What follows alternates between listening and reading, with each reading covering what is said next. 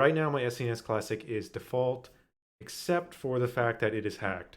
I'm looking at it in Hackchi. This is Hackchi 3.5.3. As of the recording of this video, this is the latest version of Hackchi. Um, there shouldn't be anything else set up with my SNES Classic. Like, I don't have any weird modules or anything like that. It should be all default, except for the fact that I'm now hacked. Like, it is hacked, and I'm looking at it in Hackchi. Um, so that doesn't mean that yours needs to be in this state, but I think it's best for me in the terms of this video to start it from like as vanilla of a state as possible without going over the hacking process itself. So yeah, so the question for this tutorial is how to put multiple copies of the same ROM on your SNES Classic or NES Classic. For this video, I'm not going to be going over NES Classic, but it should function the same. I have no reason to believe that it wouldn't, but I haven't tested that yet myself. But yeah, so let's get right to it. So we so the SNES Classic is interesting because it lets you get away with one extra, like it's built in, it has built Super Metroid built in, and I guess just by the nature of how it works, it lets you get away with one extra copy of, I guess, a game that's already on it. So in this case, Super Metroid, I could put this extra copy of Super Metroid on the SNES Classic, and it would be okay with that. Uh, but the moment I then try to add another copy of Super Metroid, it will conflict. It overwrites itself. It will not allow me to have two copies of the same game, um, or rather, two additional ROMs of the same game. So why don't I go ahead and start with that? So let's put Super Metroid on there. Okay, so now if I were to synchronize, this should be fine. Like it should now have this copy of Super Metroid, which is the vanilla default copy, as well as the one I just put on there. So let's synchronize. Everything should go fine. Great. Let's reload. Okay, awesome. So Super Metroid's on there in addition to the default one. Um, so let's reload one more time. Okay, so now if I try to add another copy of Super Metroid, this is where things fall apart. You can see what just now happened. We lost our copy of Super Metroid that was down here, and now we only have the copy that's up here. And so it's like, what in the world? You might be like, oh, maybe I should synchronize and it'll come back or something. And no, it doesn't.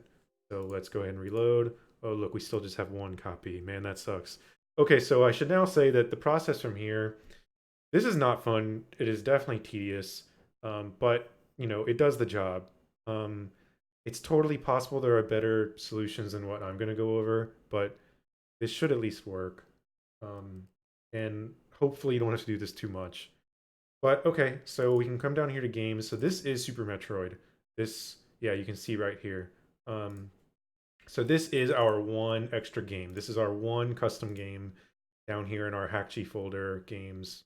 I'm assuming when you install Hackchi, you'll get a similar directory tree. I'm just in this main Hackchi folder and then games. Um, so, right, we need to know how do I have more copies of the same game? Okay, so the way I did this is actually really janky. This is kind of just guessing and checking like the way that I came up with this solution. But okay, so we can ignore Hackchi for now. I'm gonna leave it open, but we can ignore it for the time being. Make a copy of that folder.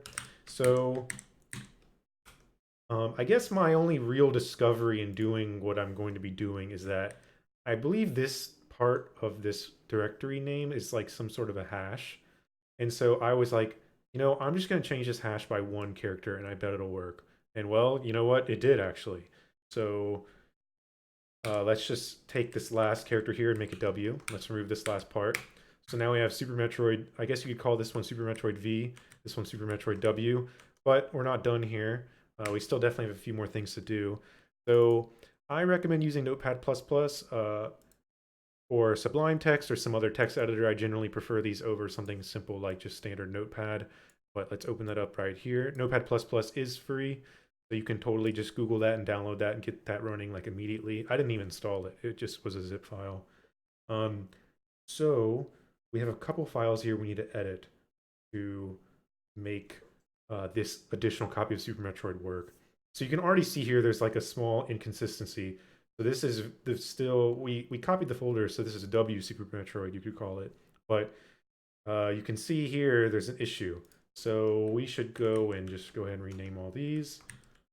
So now they're like W Super Metroid, you could call them. Um, but we still have a few more things. Let's open that desktop file in our Notepad++ editor here. Again, you can see there's still some issues here we need to fix. So any place where we would see, oh look, see Notepad++ has this awesome feature. So all of these you need to replace with W, all of these instances of V. So let's see, I haven't used this editor in a while, but I think we can get, yeah, here we go. Let's copy that, just do W, place all. Okay, good. I'm gonna double check. I think this one might have something we have to edit as well. Or maybe not. Okay. You know what? Actually, that might be about it. So yeah, let's come over here. So from this point, I think we should be able to reload this and see. Oh, look, there we go. 2 copies of Super Metroid. Check the box for that. So now they're both in our Hakchi system here. Note though that we have not yet synchronized. So even though it's showing up here, we still need to synchronize. Go ahead and synchronize. Okay, let's reload. And I'm actually also going to exit Hakchi just so we can like really triple check here that our solution worked. Well, hopefully my SNES isn't going to do something weird or reboot or something. Let's reload. Let's synchronize. Okay. So I'm actually going to exit Hakchi completely, and I'm going to try this out now on my TV. I'm not going to have this on the screen. I don't really have that a setup for that, but you know, you can obviously you can try this. Just plug in your SNES Classic or whatever. Okay, just a second. All right. Going.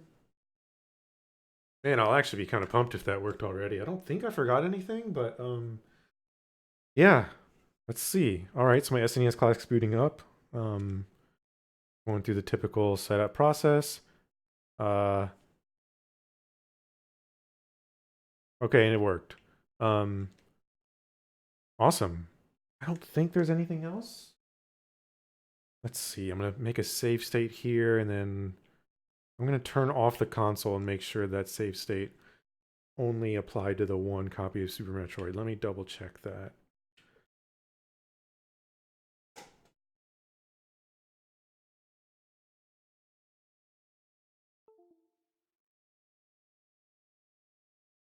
Oh, and those Windows desktop noises you're hearing for like plugging or unplugging a device, that is because I'm actually powering the SNES Classic from my computer's USB port right now. So it's just, yeah, that noise right there. It's just doing that because the device is like, you know, turning on and off, becoming plugged and unplugged.